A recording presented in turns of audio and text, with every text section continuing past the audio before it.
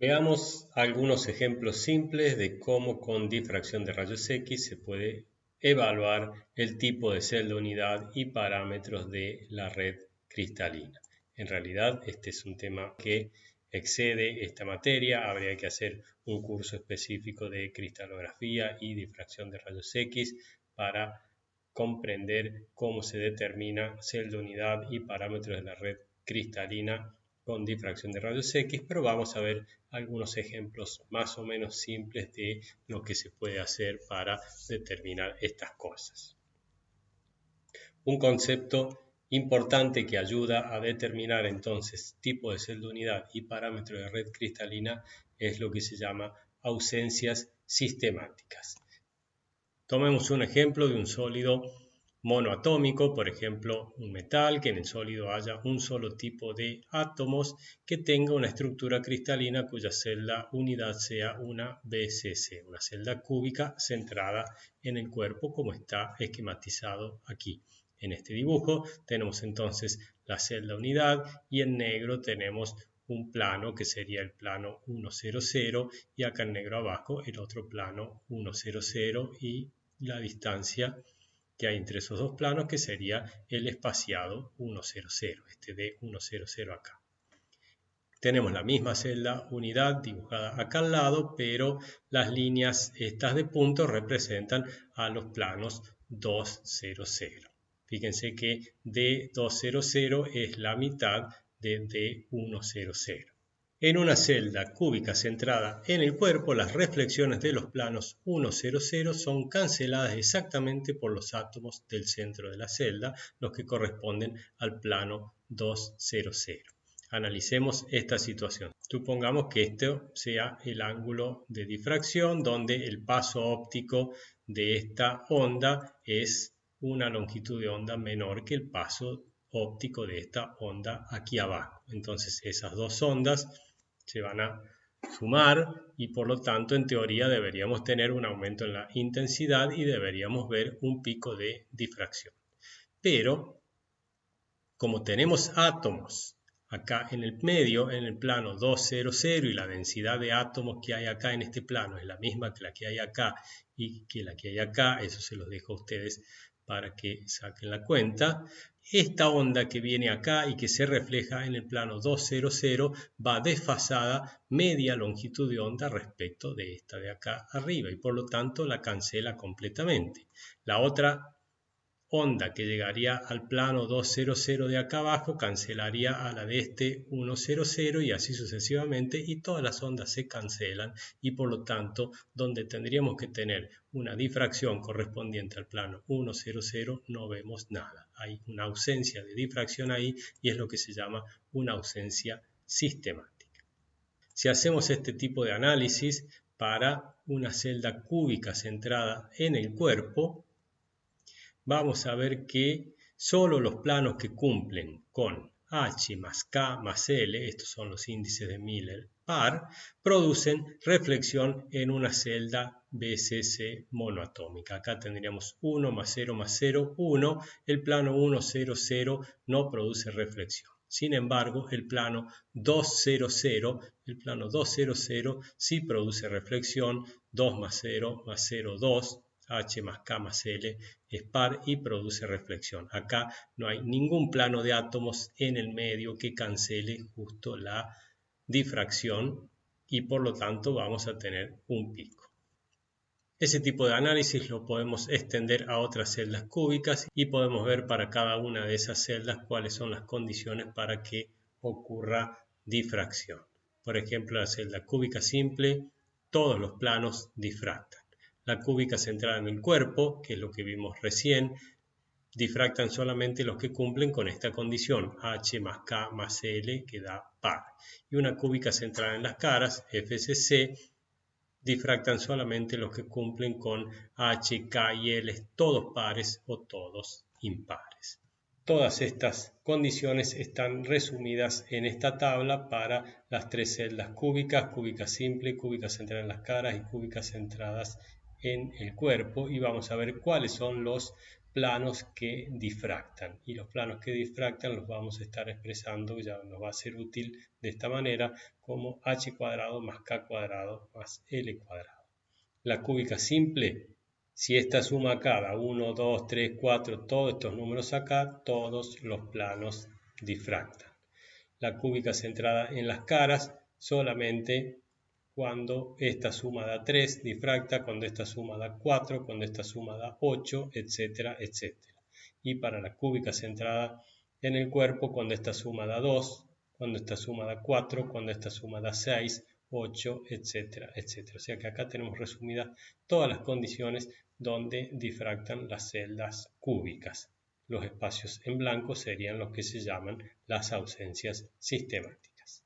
Estas ausencias sistemáticas que nos dicen cuáles son los planos que no van a difractar porque justo las ondas se cancelan para esos casos, van a ser muy útiles para dilucidar la estructura cristalina de muchos sólidos. Y vamos a ver algunos ejemplos simples. Vamos a hacer algún análisis simple de estructuras simples, que son las estructuras cúbicas que estuvimos viendo hasta ahora. Recordemos la ecuación de Bragg, la ley de Bragg, lambda es igual a 2d seno de tita. Si pasamos a dividir de aquí, elevamos los dos términos, el de la izquierda y el de la derecha, al cuadrado. En definitiva nos va a quedar que 1 sobre d cuadrado es proporcional a seno cuadrado de tita. Y recordemos para un sistema cúbico cuál era la relación entre el espaciado y la arista. Déjenme ir a ver las ecuaciones que teníamos. ¿Se acuerdan cuando vimos esto? Las ecuaciones para el espaciado D. Veíamos que para un sistema cúbico se cumplía que 1 sobre d cuadrado es igual a h cuadrado más k cuadrado más l cuadrado sobre a cuadrado. Esta es la ecuación que tengo puesta entonces aquí. 1 sobre d cuadrado es igual a todo esto. En definitiva, 1 sobre d cuadrado es proporcional a h cuadrado más k cuadrado más l cuadrado. Si 1 sobre d cuadrado es proporcional a seno cuadrado de tita y a su vez es proporcional a h cuadrado más k cuadrado más l cuadrado, quiere decir que estos dos son proporcionales entre ellos. Entonces, supónganse que estamos haciendo un difractograma para un sólido. Sabemos que tiene una celda unidad cúbica y que es monoatómico, por ejemplo, como está acá el caso del alfa hierro, que es una fase cristalina del hierro. Son todos los átomos iguales en ese sólido, todos los átomos de hierro, pero no sabemos si es una celda FCC o una celda BCC, o sea, una celda cúbica centrada en las caras o una cúbica centrada en el cuerpo. Y entonces vamos midiendo en el difractograma. Tenemos el primer pico de difracción, no sabemos a qué plano corresponde porque no sabemos todavía qué celda unidad tiene.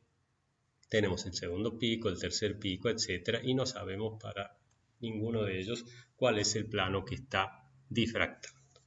Lo que podemos hacer ahora, como sabemos esta relación, podemos calcular. Acá tenemos tita a cual aparece el segundo pico y tita a cual aparece el primer pico. Entonces podemos hacer la relación seno cuadrado de tita que corresponde al segundo pico dividido seno cuadrado del tita que corresponde al primer pico. Y eso va a ser igual a la relación h cuadrado más k cuadrado más l cuadrado del pico 2 dividido h cuadrado más k cuadrado l cuadrado del pico 1. Esta relación entre seno cuadrado de tita es lo mismo que la relación entre h cuadrado más k cuadrado más l cuadrado en todos los casos.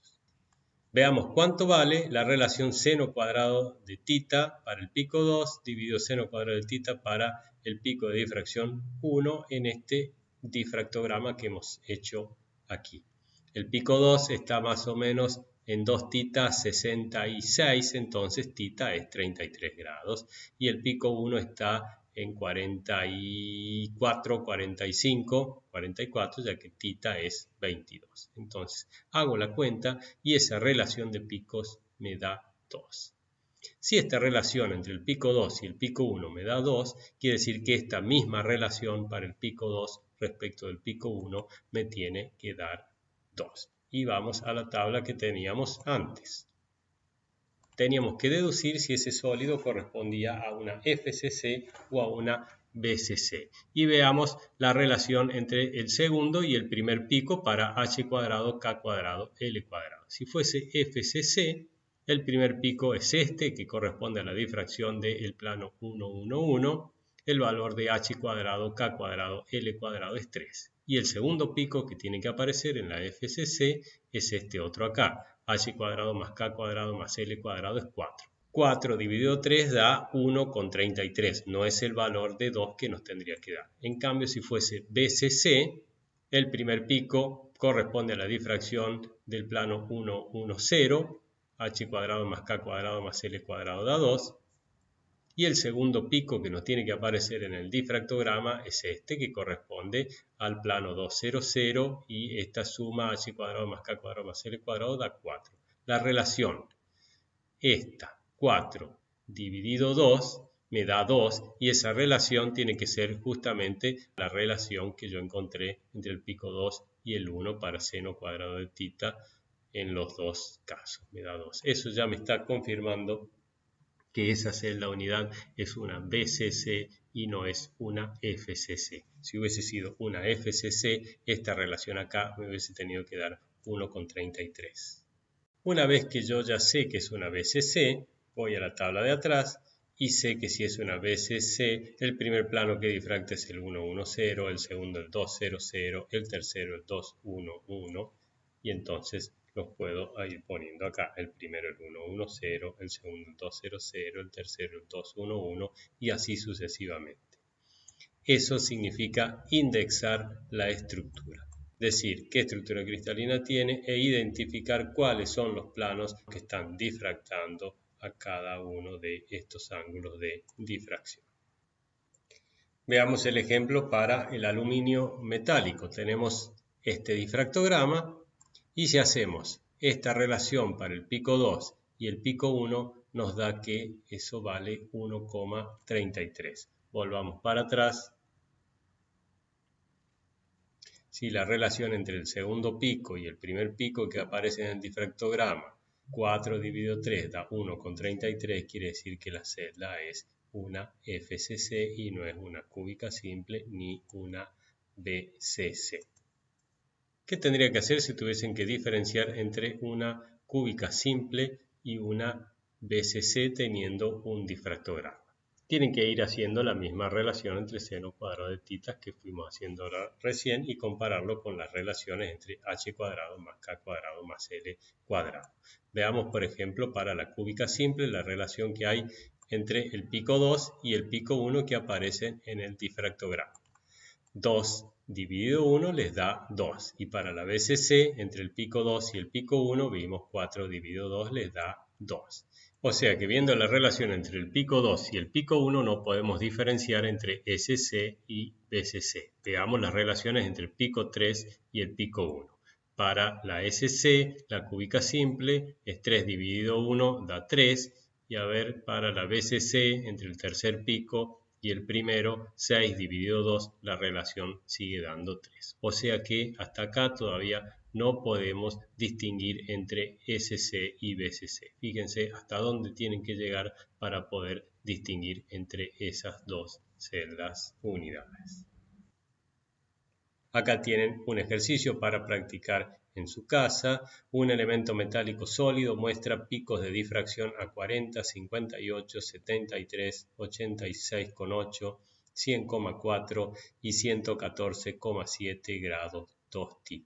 La pregunta 1 es, ¿la celda unidad es BCC o FCC? La pregunta 2, ¿qué plano cristalino difracta a cada pico? O sea que estarían indexando ese difractograma.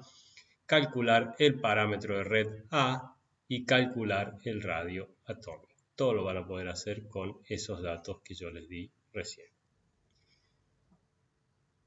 Veamos ahora una información que normalmente se extrae de los difractogramas y que es muy útil para la gente que trabaja con materiales.